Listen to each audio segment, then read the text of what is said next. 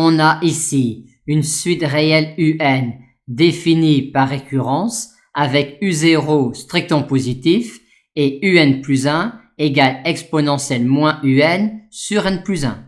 Et on nous demande alors de déterminer la nature de la série du terme général UN et de la série du terme général moins 1 puissance n UN. Par récurrence immédiate, on a tout de suite que UN est strictement positif pour tout n. On en déduit donc cet encadrement-là de UN plus 1 et que donc UN tend vers 0, ce qui nous permet alors d'avoir un équivalent de UN plus 1. On en déduit tout de suite que la série de termes général UN diverge. Maintenant, concernant le terme général de cette série-là, on en a tout de suite un équivalent qui est moins 1 puissance n sur n.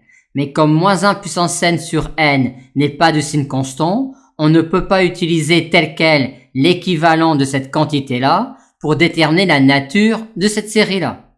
On peut par contre s'en servir pour étudier la convergence absolue de cette série-là, mais le résultat est négatif car la valeur absolue du terme général de cette série-là est équivalent à 1 sur n, qui est le terme général d'une série qui diverge.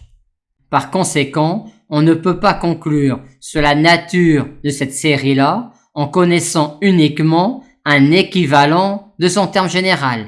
Il va falloir mieux connaître UN, c'est-à-dire connaître un développement asymptotique de UN à un ordre plus élevé.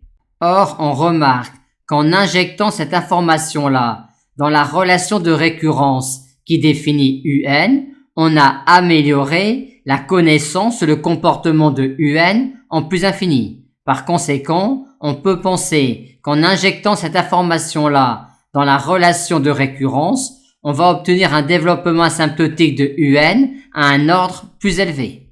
En remplaçant donc UN par 1 sur n plus un petit de 1 sur n dans la relation de récurrence qui lie UN plus 1 à UN, on va pouvoir déterminer un développement asymptotique de UN plus 1. Le degré de précision à la sortie est 1 sur N2, car on a ici 1 sur N2 et également 1 sur N2 ici. Et avec cela, on a un développement asymptotique de moins 1 puissance N plus 1 UN plus 1. Et on va maintenant l'utiliser classiquement pour déterminer la nature de la série de termes général moins 1 puissance N plus 1 UN plus 1. Pour cela, on casse en deux le développement asymptotique en mettant à part ce terme-là et d'un autre côté ce terme-là. On a ici, en vertu du critère spécial pour certaines séries alternées, le terme général d'une série qui converge. Et pour ce terme-là, on en a tout de suite un équivalent qui est 2 moins 1 puissance n plus 1 ce n carré, qu'on ne peut pas utiliser tel quel car il n'est pas de signe constant.